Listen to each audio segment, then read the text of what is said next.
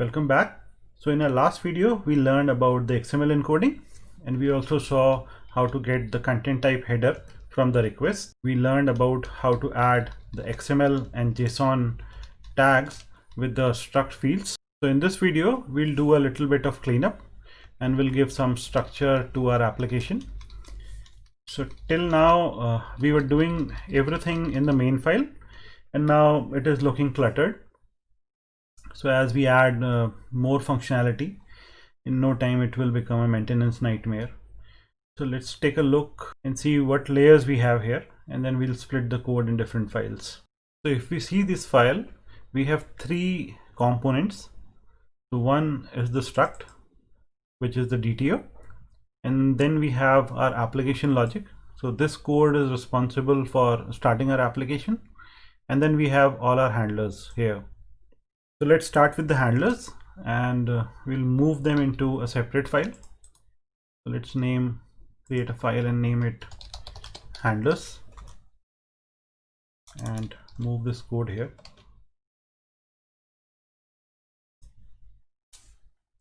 And for now, let's also move this customer struct with the handlers.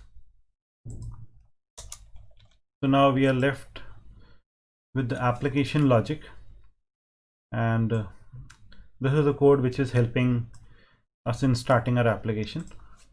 So let's move this code into another function and let's name it start. Let's create a new file and we'll call it app, and inside this file let's create a function called start and move the code inside this file. Let's come back to the main function and remove everything from here, and we can simply call start. So by this we have done the cleanup, and we have moved all the responsibility of starting the application to this file and this function, and my handlers are in a separate file along with the DTO for the moment. Now let's create a package with the name app, and let's move these two files, handlers and app, to the app package.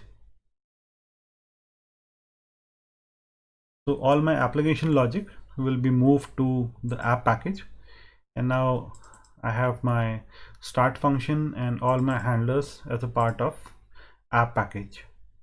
So now the start function is moved to the app package. We need to use the right import statement. So let's write the import for it, and we have a project hosted at github.com, and then Ashish tutorial, and then banking and app. It is not able to find banking and app, and I cannot say app.start here. So let's do the build and see the issue. So Go is trying to look for my banking app inside the Go path and the Go root, and my Go path is home Ashish Go. So let's say $go path, and if I see my current working folder, we are inside projects banking. Go is looking at the wrong place for my banking app, and that's why it is not able to understand the import statement. So that was the issue with Go projects earlier. Go used to force us to put all our projects inside the Go path src folder, and now with modules it is not a mandatory requirement, and we don't want to put our project inside the Go path. We want to put our project at this place. We'll take the help of modules, and modules are the Golang's new dependency management, and it makes dependencies easier to manage. With the Go modules, you don't need to worry about the Go path. You can put your project wherever you want. So a module is a collection of Go packages stored in a file tree, and it is with a go.mod file at its root. So here we are going to initialize our Go module, and the command for that is go mod init, and then the name of the package. I want to name my project github.com /Ashish tutorial /banking. And by doing this, it will create a go.mod file, let's go to IntelliJ, and so I say, yeah, Go module is detected and I want to enable integration here. And we can click on enable Go modules integration. And if we go inside the Go file, we'll see my module is named as github.com ahql banking, and this is the current Go version which is installed in my machine, and it is referring to this particular version. And now if we come back to our main file, we'll see the import statement is fixed now. I'll be able to start my app now. Let's come here and say Go build, and now we see it is getting compiled properly. So that's all about Go modules. And by creating the Go module, we are telling Go that the root of all my packages will be this path. So we'll learn more about the Go modules when we'll add the external dependencies in the upcoming examples. Let's revisit the start function. And till now, we were using the default multiplexer, and we were registering all our pattern and the handler functions with the default multiplexer.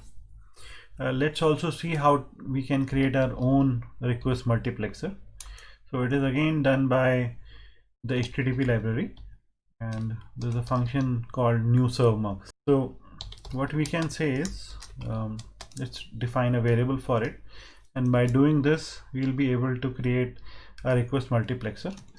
And now instead of using the HTTP, we'll start using mux to register all our handler functions with this multiplexer. So we need to pass mux here, because now we are not relying on the default multiplexer.